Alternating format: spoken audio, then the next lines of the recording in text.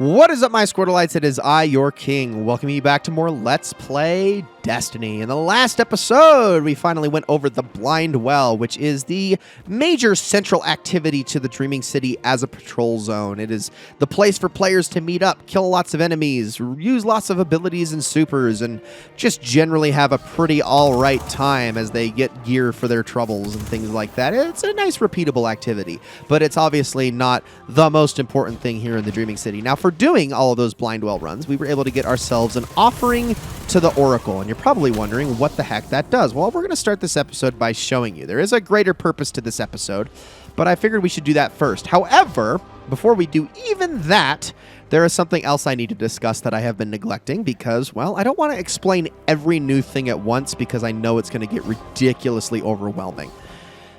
Let's talk about the Battle Pass. Yeah, this game has a Battle Pass. I know. It's something we need to talk about. So, here in our menu, we have the Destinations Director, we have the roster where you can see your friends, we have the local map, we have the quests menu where your bounties are at and things like that. This is also important because this is where you find your seasonal challenges. These are challenges pertaining to the season, but a lot of these are things that you can also just do passively. These give nice bits of bright dust and experience bonuses. Typically, the most experience you're going to be getting is through these challenges. Really actually a lot of fun. I really do like this system in particular. It's very rewarding. It basically encourages you to go and do certain things. I think the only thing I hate is that there are always Gambit, Crucible, and Strike challenges, and as much as I like Strikes, I hate the other two modes, and I hate feeling forced to play them, but that's more of a problem with the modes than the challenges themselves. So those are part of the Battle Pass, and they are actually kind of important, but for the thrust of it is the Battle Pass itself. Now, the Battle Pass is... It's a Battle Pass. Let's just start with that. They call it just the Season Pass, but it's a Battle Pass. It's got two tracks. It's got the free track and the paid for track. Can you guess what the paid for track is as we scroll further on along in the levels? Yeah, it's the bottom one. So you have to get through 100 seasonal ranks to finish out the Battle Pass. And you might think that's a lot. And in a sense, it kind of is. This is what experience is for. Experience points in general is for this and this. Well, I wouldn't say this alone, but it is the main reason to get experience points. There are other reasons beyond level 100, but this is what you're going to be focusing on to start any given season. This is where you get like your seasonal exotic, which on the paid pass you'll get at level 1, but if you're only on the free track, you won't get it till level 35. You will be able to get yourself free upgrade modules, glimmer, legendary shards, little experience boosts that you can use throughout the season. You get things like finishers, which are pretty cool. You get an exotic engram every once in a while, an additional bright engram for getting more Eververse rewards, and all sorts of armor. As you go up the pass, you'll be getting certain things. I got an 800 bright dust there, and an Eververse engram I'll be able to turn in a second. Another upgrade module, which is pretty darn cool. All sorts of stuff. You even get shaders that are put away in here. And as you go even further up, you get like exotic shells. You get armor that actually has really good stat rolls on it. And later on, you'll even get ornaments for that armor a bit later on, which is really awesome. Like this right here, the Hardened Basilisk mask. This is an ornament, but this, the avatar mask, is the actual armor piece itself. And at the very end of the track, the very last things you'll get will be Ascendant Shards, Ascendant Alloys, big chunks of bright dust, exotic engrams, a really cool seasonal specific emote, which in this case is, I think it's clever. I think there's usually been better ones than this, but that's still pretty interesting. And then finally is the ornament for said seasonal weapon, which is, I'd say it's pretty darn cool. All this stuff is available in the pass, and this is what you're going to want to rank up for. Now, you're probably wondering, is this really hard to do? Does this take a long time? Yes and no. If you are actually invested in Destiny, I would say no, it is not very hard to rank up. If you are focusing on the seasonal challenges, you are doing the stuff week by week, it's not so bad. Me personally, I turn on Destiny about 2, maybe 3 times a week. If I'm like really focused, it's like raid week or it's the brand new beginning of a season, I'll play 4 or 5 times that week. But for the most part throughout a season, I'll turn on the game about 2 or 3 times a week, play for a few hours, and that's it.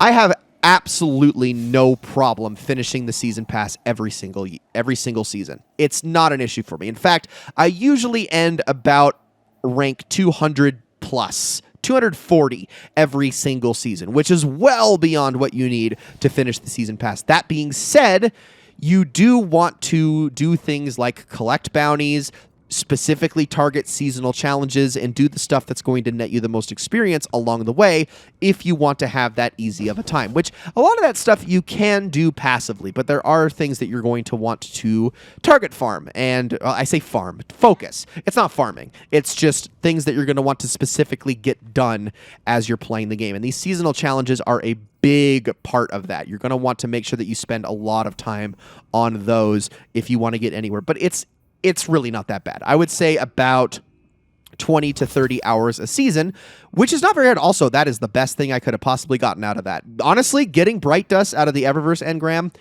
that's what you want. Dead serious. And in fact, this is going to allow me to get myself a few of my favorite shaders. So I'm going to grab that one. I'm going to grab that one. And I am not going to grab Metropolitan Acoustics because I'm not a huge fan of it. And we're going to get the brand new one, Empirical Imperative. Cool, cool, cool. Anyway, yeah, it's not that hard. It really isn't. I would say about 20 to 30 hours a season. You get more than that in content every single season. It's not a huge deal, but don't feel too pressured by it. It's really quite harmless. It just sucks that there is a paid path. Now, if you're wondering how much it costs, it's $10. It's $10 for the paid path. It just gives you a little bit of extra bonuses early. Don't ever click this, by the way. Stupidest thing you could ever possibly do. Don't spend $1 per level. It's a big waste of time. Trust me. There's also something you can get in the Eververse that gives you 10 levels immediately. Don't buy that either. Just don't do it. Just don't do it. So this right here, this is the Oracle right here. You put your offering here. You get a chest, you get a piece of gear, and you get a special type of bounty known as a Queen's Bounty. Queen's Bounties typically have a very specific Dreaming City-related... how do I put this? Dreaming City activity-related objectives. So like this one, complete the strike the corrupted while ascendant. Effectively, beat the strike. Make sure that you have a Tincture of Queen's Foil active while you do it. There are ones like this that relate to the Blind Well, the dungeon, all sorts of different things. And there's even, I think, one where you have to finish the dungeon while wearing a full set of the Dreaming City armor or something along those lines. This would initially reward a mod known as Transcendent Blessing, which is no longer in the game. That was the main reason you do these. They still exist to give you like gear and glimmer and dark fragments and things like that, but the main reason was to get those transcendent blessings, because the gimmick with the Dreaming City when this expansion was released was that the Reverie Dawn armor that you got was what it effectively had is it had a mod attached to it that both made it so you took more damage while in the Dreaming City, but also dished out more damage while in the Dreaming City. It was very Dreaming City specific gear. The Transcendent Blessing was a mod that overwrote that initial mod that would take away the negative effect. So basically, you only dealt more damage while in the Dreaming City, and you were supposed to get 5 of those mods so you could equip your Reverie Dawn set in full. That mod system does not exist anymore with armor. My armor is now fully customizable. It has 4 different mod slots that you can mess with, up to 5. And back then, there was just a singular mod slot that you could add, and that was really kind of it. So it's kind of been rendered obsolete. Now those bounties are just for getting gear. Very, very simple. Today, now that we've done all of that, today the focus of this episode is to do the first mission when the curse is weak here in the Dreaming City. I'm actually going to be using Syncopation, which is a lower level stasis pulse rifle, but with a really good roll. Outlaw Headstone. Can't wait to show you how this one works here in a second. Let's head on into this cave, and this is where we're going to start this mission, Broken Courier. They're looting our temples, stealing relics. We tried to stop them. What kind of relics? Antiques? No. Far more valuable than that. Please. The Awoken need your help. Yes, ma'am. We're on it. Lay low. So, she's injured. We're going to go out here. We're going to take care of some enemies, get these relics back, and try to get them back to the Awoken Temple. So, I guess I didn't fully explain what I wanted to say about the Oracle. There's more to the Oracle than just grabbing the chest that I got after placing the offering. There is something specific that happens on the 3rd week of a given curse cycle. And yes, it is a cycle, and that'll all make sense a little bit later. But when you're on the 3rd week, when the curse is at its absolute worst, you actually get to do something a little bit more than just get a chest. And specifically, while Forsaken was active, that's where things got a lot more interesting and complicated. And hopefully we'll be able to actually show how all that works in due time. So, this weapon right here has the ability Headstone. Every time I get a precision shot, I create a stasis crystal. I can then destroy these stasis crystals to do area effect damage around them. It also will freeze enemies that run into it. This is a very good perk to have, and when paired with Outlaw is pretty darn awesome.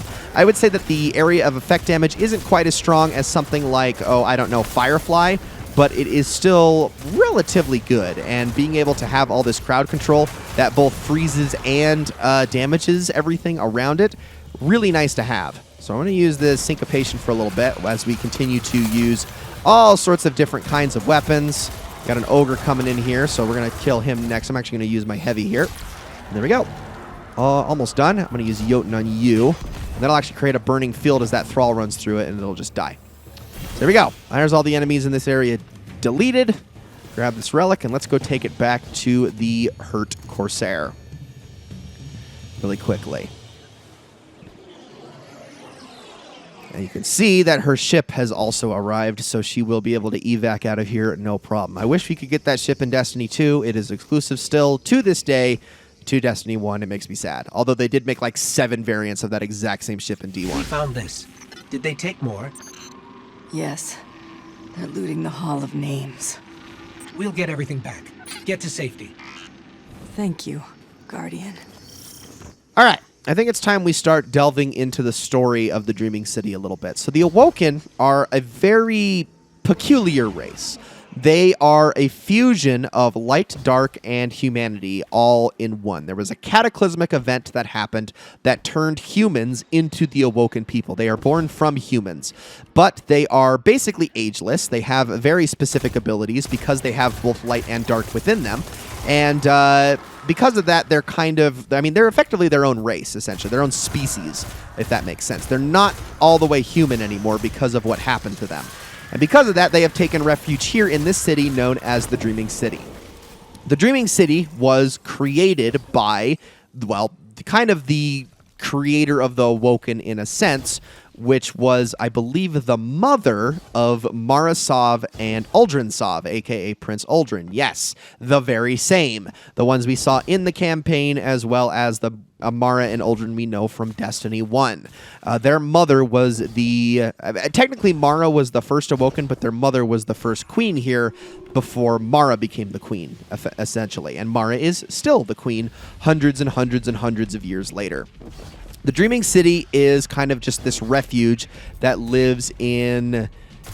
I don't really want to like say that it lives in just like this its own dimension, because it kind of does and it kind of doesn't. It's technically in a space, but it really is its own space out in space, if that makes sense. And it's very sacred to the Awoken. It tells the entire history of their people. It's where everything about them was born, and it's where they've fought countless battles, had a whole bunch of history take place over the course of hundreds to, I want to even say, thousands of years. I don't know if it's quite thousands. It might still just be hundreds. But even to this day, the period of time between the collapse of humanity, which is when the Awoken were born, and the current date and time of the games is not 100% clearly defined, I believe. They still they're vague with their terms, because after the collapse happened, human calendar years were no longer counted. Therefore, they don't really consider it any longer. So it's kind of hard to exactly pinpoint what date and time the game takes place in. It's just relative, if that makes sense. We all just know it was a very, very long time after the fact, but not so long that like everything has been forgotten, if that makes sense. That's why the first Destiny has that post-apocalyptic feel to it, and Destiny 2 is more of a fantasy game, if that makes sense. And that's kind of the conflict between fans of either game, is that Destiny 2 didn't really maintain that post-apocalyptic sci-fi feel very well. It still has it to a degree, certainly, but it's not as prominent as it was in Destiny 1. It's not like the entire feel of the game like it was in Destiny 1. All right, let's start taking out some of these enemies, and I am actually going to use Jotun here, because look at how powerful this thing is. It one-shots these knights with relatively little issue. It's really, really good. So, if you, like I said, you want a high damage single impact fusion rifle, it's the way to go. Let's see how much it does on this ogre here in a second after I punch this guy. Not bad. Not bad at all. And then the burn damage is nice too. I don't know if it's going to burn him out, but that should definitely kill him. So now let's finish this off by doing a chain lightning effect around us. And that should basically almost kill everything. So that's another relic down. Let's go grab that. And there we go. So yeah. Uh-oh, we got blights here. We've got blights. Jeez. So this whole second half of the Forsaken story is basically help the Dreaming City. Help the Awoken, protect them. They know not what has befallen them. Well, they don't, but Marasov does, and Uldrensov was the cause of it. His little gambit that he made with the meatball that you saw was actually a gambit with a much higher power that we are going to be dealing with a little bit later, and I am probably not going to be dealing with in this Let's Play because, like every other moment in this Let's Play, I am not able to really raid. Wow, this guy is just running the heck away. Get out of here. Thank you. You do get a little bit of a triumph for doing that. Triumphs are like in-game achievements. You can get a lot of them in this game. You keep track of them in a specific menu right here. They're all over the place, and you can claim them as they go. They give you a little bit of a score. It's very superfluous, but a lot of those triumphs are tied to a little bit more extravagant things known as seals, which we'll talk about a little bit later on. I think, did I freeze him? I did a little bit. I guess I only froze the knight, though, not the actual boss, because the boss is right there. Let's damage him a little bit. And actually, I'm out of those shots, so let's use... Oh, wait, did he... Oh, he teleported. Crap. He went further up the stairs. Hold on. Yeah, we'll get into seals a little bit later. I'll talk about those and how those relate to triumphs, but you'll be seeing those triumphs pop up on screen a lot as we're playing, so I figured I'd explain what those are. There are many that are hidden objectives that you don't really know how to do immediately, but that the game won't explain to you, but you can get them as you go. But there are a lot more that the game will explain to you that you can obviously focus on and target if you so desire. Some give rewards, but most don't. Most just give points. They're just kind of little additional things you can get and track as you play the game. All right, now that everything's dead in here, we're going to hop into this portal and keep going. That Gardens of Asila area that we were just in is important for a later Ascendant challenge, but aside from that, I don't think it has any other relevancy within the game, so I'm not going to worry about it too much. Let's keep going. And luckily we have the speed booster active, so we can hurry through here really quickly, but we're going to lose it when we stop and talk to somebody that hasn't quite spawned in yet because I was too fast. The game didn't even load them in time. They've broken into our temples, cursed our city, decimated our people. All right, so she's going to take away that dead Corsair, and we're going to leave. That is one of the witches that that works for Marasov, that works for the Queen. There are several of them throughout the game that are very important to the Awoken storyline. There was, in fact, an entire season during the Beyond Light campaign that was literally about the Awoken, and you had to rescue all of them to basically just to help the Awoken out. That just sort of resolves the Dreaming City plot, but not really. There's a little bit more to it that we need to get into. I mean, it kind of did, but it also kind of didn't because obviously the Dreaming City is still trapped within the curse, and the curse will make more sense as it progresses. But for right now, once we head in here, we're going to want to grab this last relic, and then some stuff's going to go down.